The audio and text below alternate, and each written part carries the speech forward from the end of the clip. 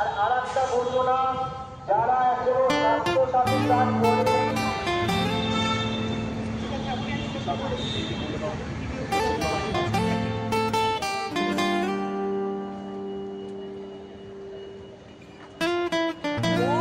ছেলেকে বিদায়টা করে ফোনটা নিয়ে ডাইনিং টেবিলে বসে।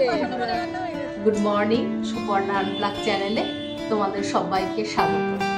আজকে অনেক দিন বাদে আসলাম তোমাদের সামনে। আজকে আমার সকাল থেকেই মনটা খুব ভালো লাগছে, আনন্দের দিন।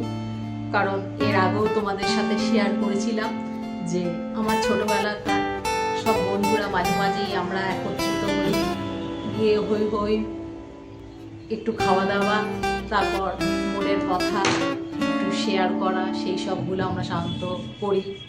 কয়েক ঘন্টা একসাথে থাকি এই সংসার জীবন ছেড়ে দিয়ে। তো সেই দিন তো আমরা কলকাতায় একটা মলে মিট করবো। তো 12:30টার মধ্যে আমাদের টাইম দেওয়া আছে, বাট আমি যেহেতু দূরে থাকি আমাকে অনেকটাই আগে যেতে হবে। তো সেই জন্যই রেডি হচ্ছি। আমি 10:30টার মধ্যে বেরিয়ে যাব, কারণ আজকে ফ্রাইডে, শুক্রবার জ্যাম ফ্যাম রাস্তায় হয়ে যেতে পারে। সেই জন্য আমি বেরোবো। এখন 9:30 বাজছে, চট করে রেডি হয়ে নিই।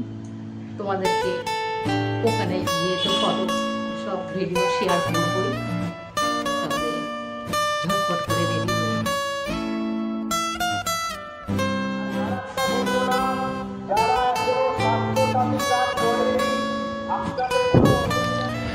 এসে পড়েছি বন্ধুরা। আমি এখন অ্যাক্রোপলিস মলের বাইরে বসে আছি। এখনও ওরা কেউ এসে পৌঁছায়নি, সবাই রাস্তায় আছে। এখানে এসে দেখি খুব সুন্দরভাবে মলের বাইরেটা গাঁদা ও বাহারি ফুল দিয়ে সাজানো।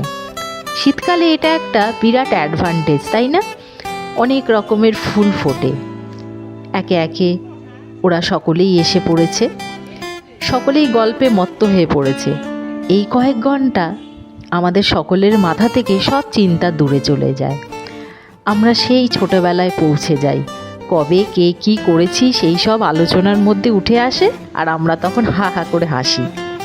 এই নির্ভেজাল ভালোবাসা পেতে দৌড়ে আসি প্রতিবার দূর থেকে। আজকের দিনে এই বন্ধুত্ব ভালোবাসার খুবই অভাব। যাই হোক, হই হই করতে করতে মলের মধ্যে ঢুকে পড়লাম।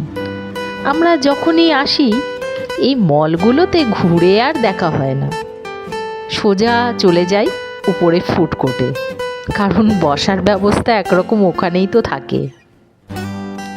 আজকে এক বন্ধুর অনুরোধে আমরা সকলেই রেড কালার নিজেদেরকে রিপ্রেজেন্ট করেছি। বেশ ভালোই লাগছিল। জীবনের মধ্যগগনে এসে নিজেদেরকে গ্লসি দেখতে মন্দ লাগছিল না। চললো জমিয়ে আড্ডা, আর তার সাথে একের পর এক খাওয়া দাওয়া। এই গল্প গুজব করতে করতে দিনটা এইভাবেই আমরা কাটিয়ে ফেললাম। আশা করি এই ব্লগটা তোমাদের সকলেরই ভালো লাগবে, আর ভালো লাগলে লাইক কমেন্ট করে জানিও।